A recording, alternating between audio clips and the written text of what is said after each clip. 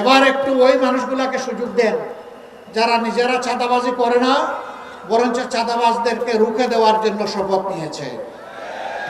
ওই মানুষগুলাকে আপনারা এবার সমর্থন দিয়ে সংসদে পাঠান, সরকার গঠনের সুযোগ দিন, যারা নিজেরা দুর্নীতি করবে না এবং কোনো দুর্নীতি সহ্য করবে না। ওই মানুষগুলাকে আপনারা নির্বাচিত করুন, যারা মানুষকে সম্মান করতে জানে, যারা মানুষকে ভালোবাসতে জানে। ওই মানুষগুলোকে আপনারা এবার নির্বাচিত করুন, যাদের হাতে দেশ আসলে বিদেশে বন্ধু খুঁজবে কিন্তু কোনো প্রভু মানবে না। ওই মানুষগুলোকে আপনারা নির্বাচিত করেন, আর কোনো ধর্মের ধর্মগুরুকে, কোনো আলিম উলামাকে, আর কোনো স্বৈর শাসকের হাতে নির্যাতিত হতে হবে না।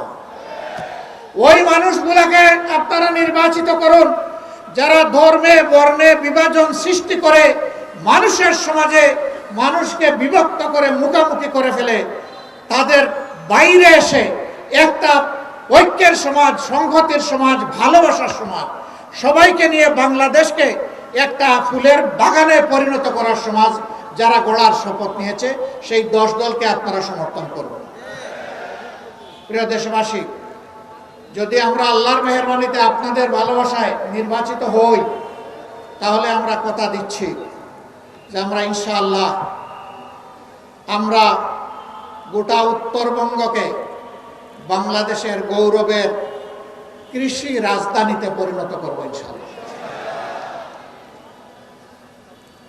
এখানে যেখানে এয়ারপোর্ট হওয়ার এয়ারপোর্ট হবে, সৈয়দপুর এয়ারপোর্টকে আন্তর্জাতিক মানে ইনশাআল্লাহ উন্নীত করা হবে, যাতে শিল্পের বিকাশ, এগ্রো বেসড ইন্ডাস্ট্রি, কৃষিভিত্তিক শিল্পের বিকাশ এবং তার পণ্য, উৎপাদিত পণ্য সারা দেশে এবং বিশ্বে ছড়ায় পড়ে, এই জন্য কমিউনিকেশন ব্যবস্থাকে উন্নত করা হবে।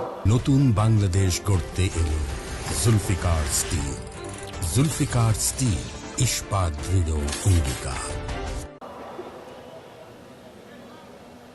আমরা আর দেখতে চাই না বেকারত্বের কষ্ট বুকে চেপে এখানকার সন্তানেরা রাজধানী ঢাকায় গিয়ে গলিতে গলিতে কষ্ট করবে, ঘোরাঘুরি করবে, একটা চাকরি পাবে না।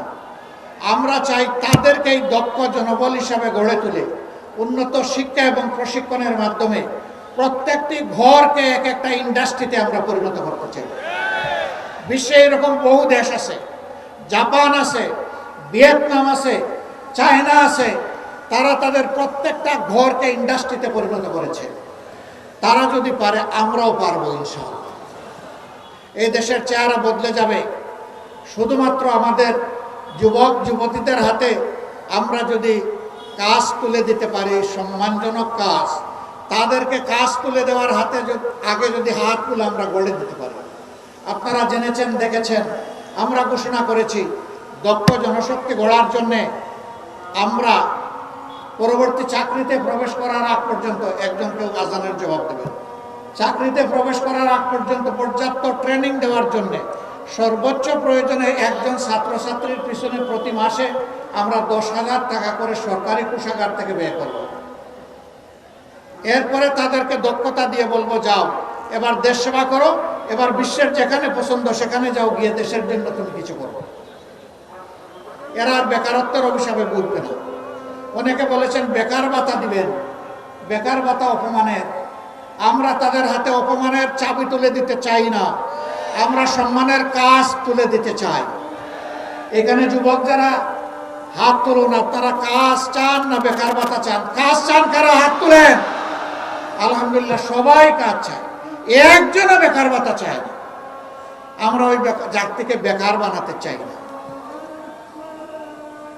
সম্মানিত ঠাকুরগাঁওবাসী, কথা আমি শেষ করব।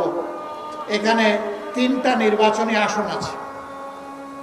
আমি আগেও বলেছি, দফায় দফায় অনেককে অনেক সুযোগ দিয়েছেন। আপনাদের এই ভাইগুলাকে এবার একটু সুযোগ দেন। আপনারা দিতে রাজি আছেন?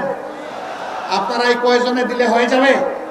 প্রত্যেকটি ঘরকে জাগিয়ে তুলতে হবে ইনশাআল্লাহ, মা বোনদেরকে জাগিয়ে তুলতে হবে।